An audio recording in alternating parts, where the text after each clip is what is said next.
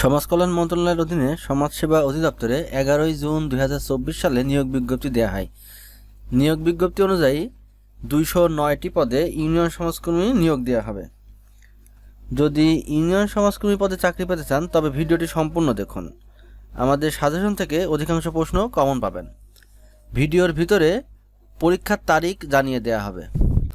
প্রথম প্রশ্ন, who wrote the taming of the shrew? একটু খেয়াল করুন, শেষে রয়েছে শ্রু SH, আর শেক্সপিয়ারের প্রথমেও কিন্তু রয়েছে SH। Who wrote taming of the shrew, কে লিখেছে the taming of the shrew? William Shakespeare. The taming of the shrew ইংরেজি কবি ও নাট্যকার উইলিয়াম শেক্সপিয়ারের লেখা একটি নাটক। কোনটি যোগরূঢ় শব্দ? প্রথমে বুঝতে হবে যোগরূঢ় শব্দটা কি।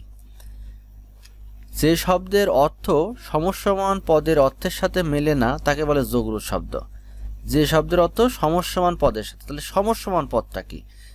যে পদ মিলে সমাস হয় তাকে বলে সমসমান পদ। তাহলে যে শব্দের অর্থ সমসমান পদের অর্থের সাথে মেলে না তাকে বলে যোগরূঢ় শব্দ। এখানে কোনটি যোগরূঢ় শব্দ? উত্তর পঙ্কজ। দেখে যেন মনে হয় চিনি ও হারে, পংক্তিটির যেন কোন পদ?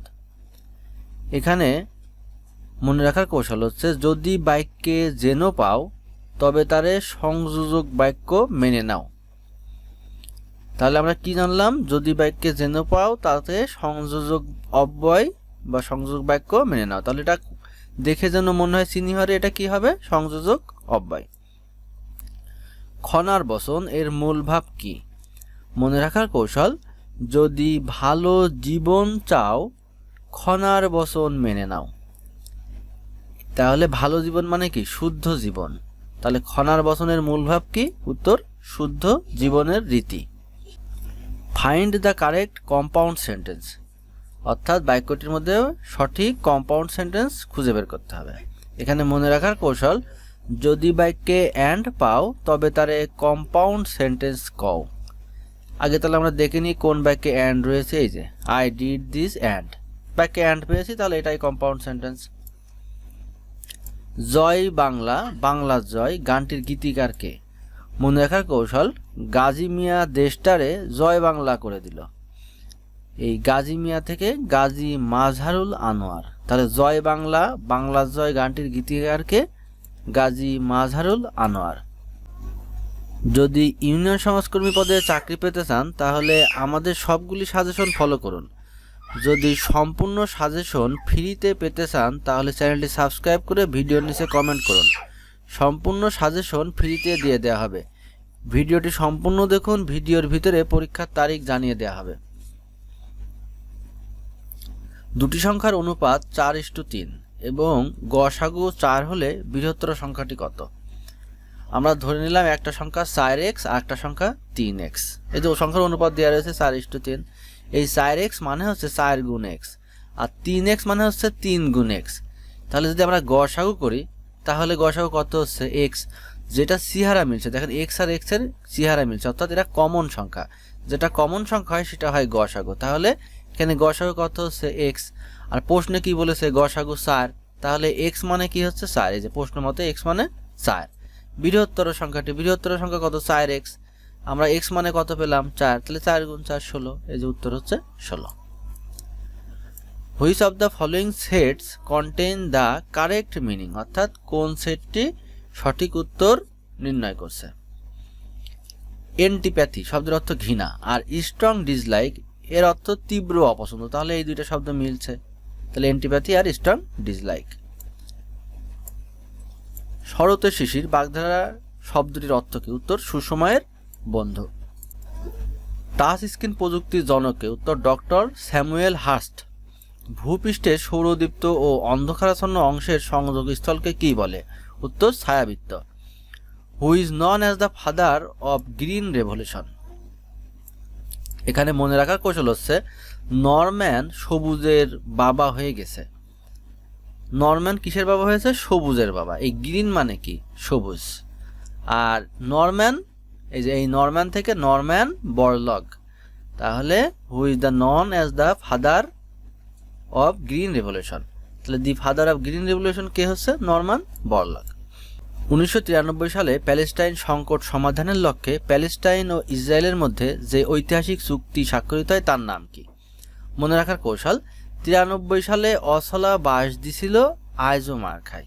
অর্থাৎ 93 সালে ফিলিস্তিনিকে অসলা বাস দিছিল, আজও যার কারণে মার খায়। এই অসলা থেকে অসলা চুক্তি। তাহলে 1993 সালে প্যালেস্টাইনের সাথে ইসরায়েলের কি চুক্তি হয়েছিল? অসলা চুক্তি। যদি ইউনিয়ন সমাজকর্মী পদে চাকরি পেতে চান তাহলে চ্যানেলটি সাবস্ক্রাইব করে ভিডিওর নিচে কমেন্ট করুন, তাহলে সম্পূর্ণ ফ্রিতে আপনি সাজেশন পেয়ে যাবেন। আমাদের সাজেশন থেকে 100% প্রশ্ন কমন পাবেন। কোনো ত্রিভুজের 3টি বাহুকে বর্ধিত করলে উৎপন্ন বহিস্থ কোণ 3টির সমষ্টি কত? আগে একটা ত্রিভুজ আমরা আঁকাইনি, এই যে ছোট একটা ত্রিভুজ আমরা আঁকাই নিলাম, এই যে ছোট একটা ত্রিভুজ আঁকাই নিলাম। এবারে ঠ্যাং লম্বা করেন, এই যে নিচের যে ঠ্যাংটা এটা টাইনি লম্বা করে দেন, আর এই যে ওই পাশের ঠ্যাং এইটা মানে বাহু, এই বাহুটাকে টাইনি লম্বা করেন। তা বাহুটা যদি টাইনি লম্বা করে দেন তাহলে ধরে নেন এখানে 90 ডিগ্রি, এখানে 90, এখানে 90, এখানে 90, তাহলে সাইডটাই 90 ডিগ্রি হয়ে গেল। তাহলে 90 সাইড দিয়ে গুণ করলে কত হয়? 360। 90 আর 4 গুণ করেন 360 হবে, এই জায়গায় 360 ডিগ্রি। তাহলে কোনো ত্রিভুজের 3টি বাহুকে বর্ধিত করলে উৎপন্ন বহিস্থ কোণ 3টির সমষ্টি কত হবে? 360 ডিগ্রি। কোনটি অপিনিহিতির উদাহরণ? উত্তর রাইট। আগে জানতে হবে অপিনিহিতিটা কি। পরের হর্ষইকার আগে উচ্চারিত হলে তাকে বলে অপিনিহিত। যেমন রাতি, রাইট, এই দেখেন হর্ষইকার আগে উচ্চারিত হচ্ছে, তাহলে পরের হর্ষইকার আগে উচ্চারিত হলে তাকে বলে অপিনিহিত। Which of the following sentence is correct? উত্তর I forbade him to go. মনে মনে তুলনা করে দেখলাম এখানে দ্বিরুক্তি ব্যবহৃত হয়েছে কোনটি? ক্রিয়া বিশেষণ। কোনো শব্দের পরপর দুইবার প্রয়োগে দ্বিরুক্তি শব্দ গঠিত হয়। মনে মনে দুইবার ব্যবহার হয়েছে, দুইবার ব্যবহৃত হলে তাই কি বলে? দ্বিরুক্তি শব্দ। এটা কি হবে? ক্রিয়া বিশেষণ। পদ্মা সেতুর দৈর্ঘ্য কত? উত্তর 6.15 kilometre. Which of the following sentence uses right as an adjective? অর্থাৎ রাইট শব্দটি এই সেন্টেন্সগুলোর মধ্যে কোনটাতে অ্যাডজেক্টিভ হিসেবে ব্যবহৃত হয়েছে? এখানে মনে রাখার কৌশল, আর্টিকেল এবং নাউনের মাঝে একটি মাত্র ওয়ার্ড থাকলে সেটি অ্যাডজেক্টিভ হয়। আর্টিকেল এবং নাউনের মাঝে একটা ওয়ার্ড থাকলে সেটি কি হয়? অ্যাডজেক্টিভ হয়। এই যে এ হচ্ছে আর্টিকেল আর ম্যান হচ্ছে নাউন, এই দুজনের মাঝে যদি একটা শব্দ থাকে সেটা হয় অ্যাডজেক্টিভ। তাহলে রাইট এখানে অ্যাডজেক্টিভ। আমাদের বলা হয় যে রাইট কোন জায়গায় অ্যাডজেক্টিভ হিসেবে ব্যবহৃত হয়েছে, তাহলে এই লাইনটাতেই রাইট অ্যাডজেক্টিভ হিসেবে ব্যবহৃত হয়েছে। He is a right man for the job. তাহলে কি শিখলাম? আর্টিকেল এবং নাউনের মাঝে যেটা থাকে সেটা অ্যাডজেক্টিভ হয়। একটি চাকার ব্যাস 4.5 মিটার। চাকাটি 360 মিটার পথ অতিক্রম করতে কতবার ঘুরবে? আচ্ছা, এই ব্যাসের সূত্র কি? 2r সমান, আচ্ছা এখানে কিন্তু ব্যাস বলা হয়েছে, ব্যাস কি? 4.5 মিটার। ব্যাস ধরা হয় কি দ্বারা? 2r দ্বারা।